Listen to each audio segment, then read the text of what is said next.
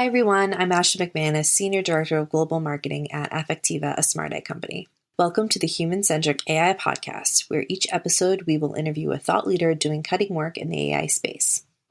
A little bit about us. Affectiva is on a mission to humanize technology.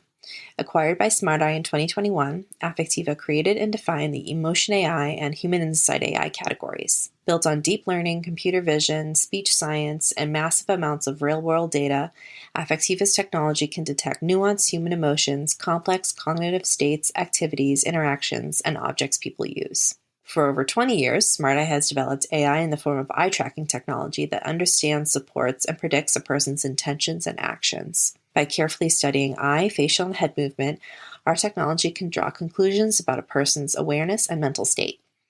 Our eye tracking tech is providing new insights for research within aerospace, aviation, neuroscience, and more.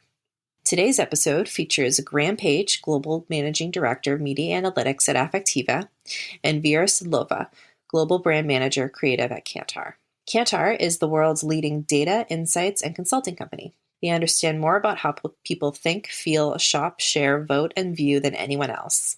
Combining their expertise in human understanding with advanced technologies, Kantar's 30,000 people help the world's leading organizations succeed and grow.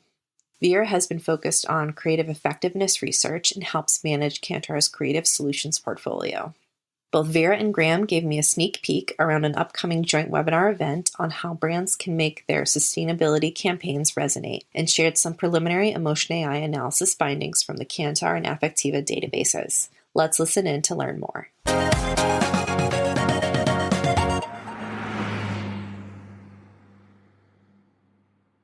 Okay, hi everyone. Thanks for tuning in. With me today, I have Vera Sidlova, Global Brand Manager, Creative at Kantar, as well as Graham Page, Global Managing Director of Media Analytics at Affectiva, a smart AI company.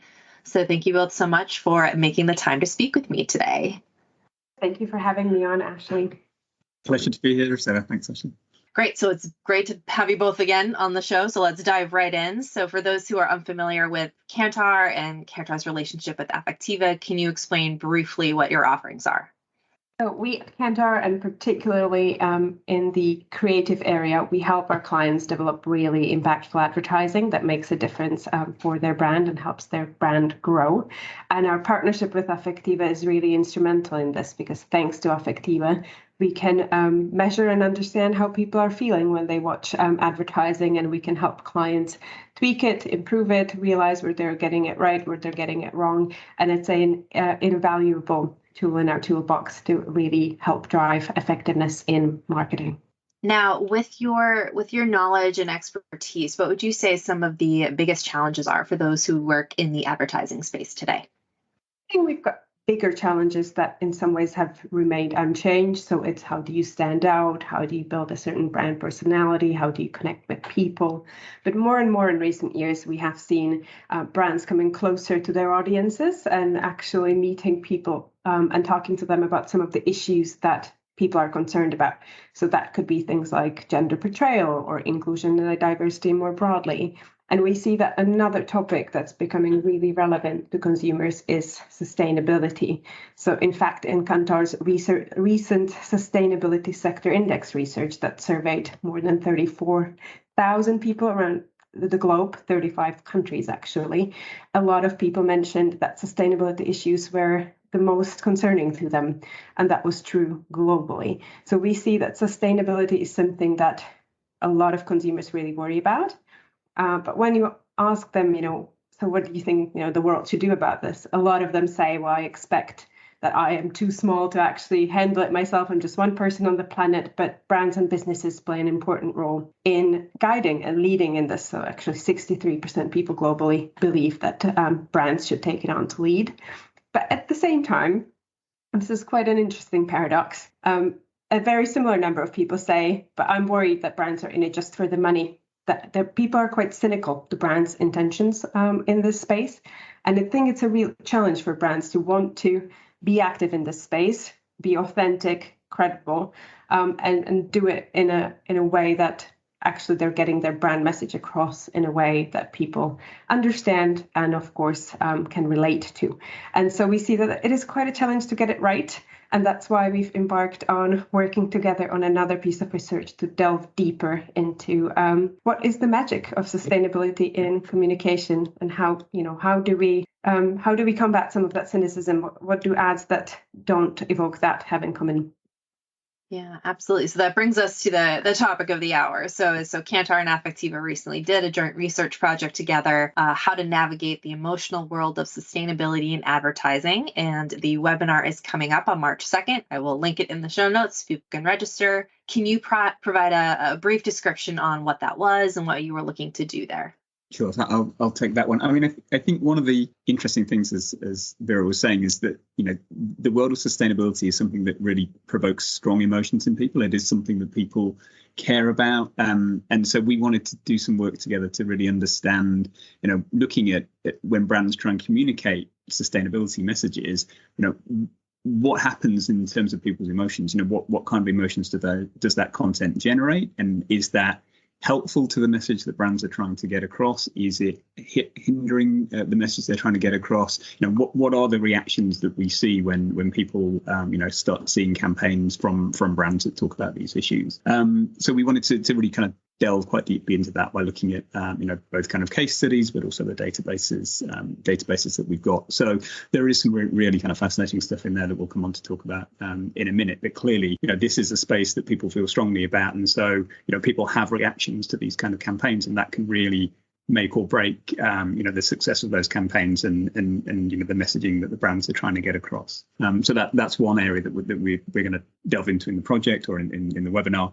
And also, an interesting angle that emerges from the research is that, there is this kind of contradiction in the sense between people, I guess, kind of wanting to, behave in a sustainable way, but also then when you look at what the majority of people do, not everybody, but the majority of people don't quite behave in a way that's aligned with their attitudes and their kind of stated intentions. So again, I think there is an interesting role that brands can play in helping people do more and helping people kind of address the issues. And again, communications can be very powerful in inspiring that change. And again, we wanted to take a look at what are the routes that brands can take to help inspire that change, and also what are the emotional tones that they should strike as part of that process. So yeah, lots of interesting things to cover in the webinar, where we'll kind of dive into those kind of topics in more detail. Definitely. Can either of you talk a little bit more about the data sources or the database that we use to pull this info from? To give us a broader understanding of where people are at and how they think about these issues, we use the Sustainability Sector Index study that Kantar just published, and that really helped us understand what are some of the barriers to behaving sustainably, what are people's expectations of brands in this space, and that was really helpful for framing how we look at the advertising research piece. Now, we have looked at our Ling database and the Affectiva database, and we've noticed that actually the number of ads that contain kind of a social or environmental message has tripled in the last 6 years. So we see a huge proliferation of brands speaking about these topics more and more. And what we did then is actually split the ads by top versus bottom performers. And we did analysis of, so what do the top performers get right? And what can we learn from them, and what can we carry over to how we do this work in the future? And that's been really fascinating. So we then tested some ads that we'll be showing in the webinar to look at the particular findings from that research. But it is really drawing on hundreds of ads tested with this messaging in recent years, and what the ones that were effective had in common. And I think if anyone's seen any of our kind of joint webinars previously, we tend to have this great data set that we can draw upon to draw out some systematic learnings. But obviously also, it's really important to bring that to life with examples. So, we, as Vera says, we've gone and tested some specific cases and researched some specific ads, which we'll be able to share, so that, hopefully some of the points that we'll be making, some of the things that work and don't work, can be kind of, illustrated more powerfully than just the raw stats. So yeah, there'll be lots here to really get our teeth into. Excellent. So can we get a little bit of a teaser in terms of what were some of the key findings? Well, I think, obviously we want people to come along, but I think there are one or two interesting things that we can just touch on briefly. I mean, coming back to people's, the strong passions people feel, or some people feel anyway, about the topics. And just the overall awareness that people have of things like climate change and sustainability. It's one of the things that stands out is that it's very easy to make people watching these kind of campaigns feel guilty, and that has pros and cons, shall we say. So there are some cases where that can be powerful, but only in the certain circumstances, I think we'd say. So I think there's an interesting balance to be struck that we'll illustrate between I guess guilt and hope and inspiring action. So I think there's a longer discussion that we can have in the webinar about that. Mm-hmm. One of the things that we also can cover as well, I guess, is also just highlight. I think we're going to highlight a little bit about the diversity of people's attitudes to this and the fact that different things are going to work for different groups. So it's always the case with any of these kind of topics that I think many of us wish there were a simple answer, and there isn't a totally simple answer, but there are ways to navigate the challenges and understanding the different constituents of your kind of consumer base and how different people might feel and how different approaches might work for those different people. I think is an important part of the process. And again, we'll kind of share some insights about that in the webinar. So I'm going to put you on the spot because I have one question around, as you're looking at all this data and as you're getting ready for this webinar, was there anything that surprised you in your findings or in your research? I think for me, it was actually just how powerful people's own attitudes towards sustainability are and how much that influences how they experience these ads emotionally. And we'll obviously be talking about this as we look at the cases in the webinar, but it is something that I think before you do this research, you kind of think like, oh, of course it would have make a little bit of a difference, but just how much of a difference it makes about how you feel towards these issues in your life, and how that maybe makes you respond differently to certain creative elements in the ad or certain choices vis-a-vis the emotional journey that's in the ad. That's been really a big surprise to me, particularly amongst people who claim they don't want to make any behavioral change in their life and they don't care about sustainability. So that for me has been the highlight, is learning how to communicate to that group in particular. I think I'd agree with that. I think it's easy to assume that people who are entirely dismissive of kind of the sustainability issues who do exist out there. It's easy to assume that there's no way of reaching those people, and equally that people who are very active are very very always going to be receptive to this kind of messaging. And actually, what comes out of the research is that the creative choices you make can have quite a big impact on success among a wide variety of groups. So it is possible to reach those that are really kind of quite negative about the topic, but equally it's also easy to not reach the people that you think might be. So I think there's some really interesting nuance that comes out of the analysis that we've done. Awesome. Great. So I guess final question, based on your work, if you had one takeaway for the audience listening today around sustainability or advertising in general, what would you like to tell them?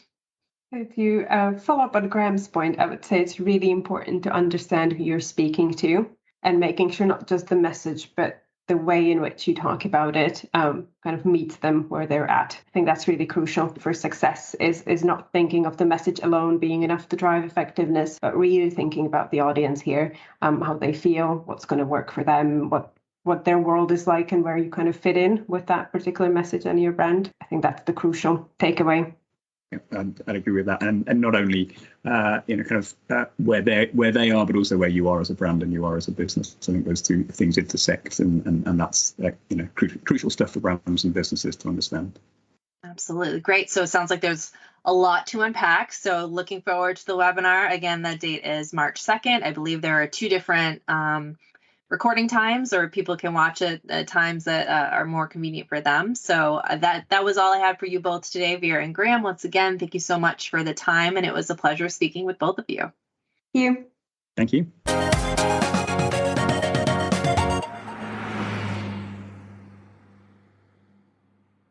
Greenwashing has been an increasingly interesting challenge for brands to navigate, and I thought that Vera and Graham's point on the nuance of guilt in sustainability campaigns is a fascinating topic to unpack further. I hope you'll register for the webinar to hear these experts dive into further insights and see video case study examples of how you can address sustainability in a way that is authentic for your brand and that motivates people to behave sustainably. I hope you enjoyed today's episode. Don't forget to subscribe to the Human Centric AI podcast on iTunes, Google Play, Stitcher, or wherever you get your podcasts for new episodes. We're also on social media, so please reach out to us on Twitter, Facebook, LinkedIn, and Instagram at Affectiva or at SmartEye to share any feedback you have on the show and weigh in the discussion using hashtag HumanAIPodcast. Don't forget to rate us and comment with your feedback to help make the podcast more discoverable for others. Until next time, thanks for listening.